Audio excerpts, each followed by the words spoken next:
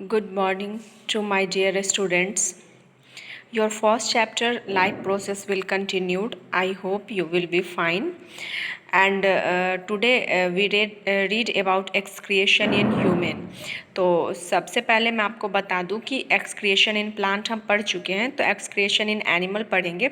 लेकिन नाइन्थ में आपने पढ़ा होगा कि अलग अलग जीव में अलग अलग तरह के अलग अलग सिस्टम्स होते हैं और वो अलग अलग तरह रिएक्ट करते हैं, तो उनमें एक्सक्रिएशन भी अलग अलग होगा। पहला है डिफरेंट एनिमल, मैंने यहाँ लिखा है different animals have different arrangement for excretion. अलग अलग जीवों में अलग अलग अरेंजमेंट होते हैं एक्सक्रिएशन के लिए, which depends on the constitution of the animals, यानी एनिमल के ऊपर डिपेंड करता है कि वो कैसे एक्सक्रिएशन करेंगे। फॉर एग्जाम्पल, पहला मैंने लिखा है in amoeba the best material carbon dioxide is removed by diffusion through the cell membrane.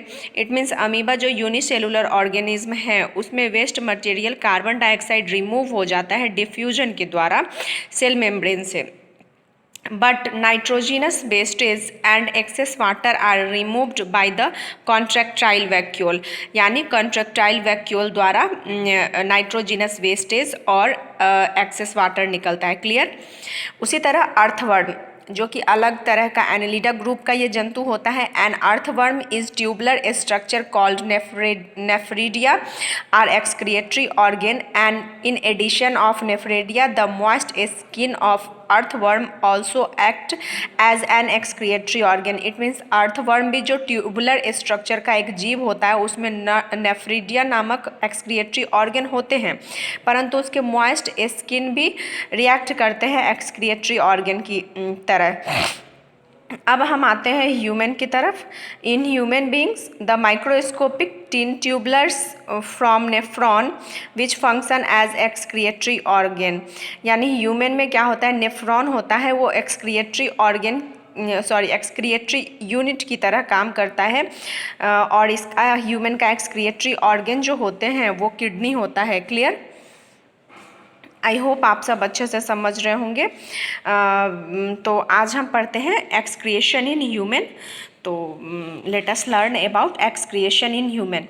Excretion in human, the function of kidney is to remove the poisonous substance urea other wastage salt and excess water from the blood and excrete them in the form of a yellowish liquid called urine.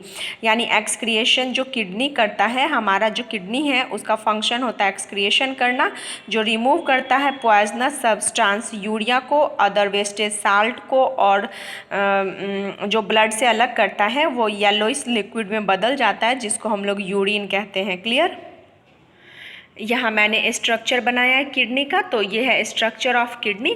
हमारे शरीर में 2 kidney होता है।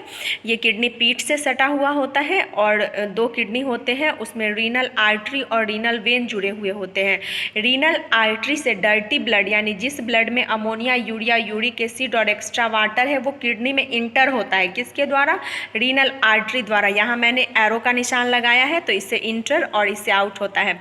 अब kidney में मौजूद nephron क्या करता है कि इसको छान देता है, और छानने के बाद जो क्लीन ब्लड, साफ ब्लड बचा वो रीनल वेन की सहायता से शरीर में वापस चला जाता है, और बाकी बचा nitrogenous wastage, ammonia, urea, uric acid और एक्स्ट्रा वाटर जो कि एक्सक्रिएट होना है वो यूरेटर की सहायता से यूरिनरी ब्लैडर में आकर जमा हो जाता है।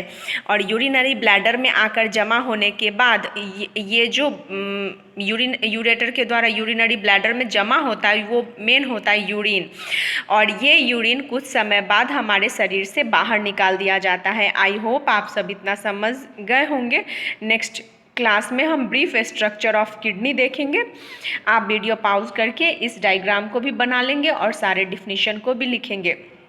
Now it is your homework time.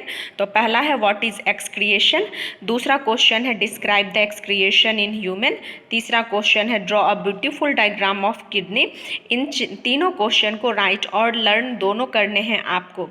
Bye bye, stay home, save your life and other. Bye.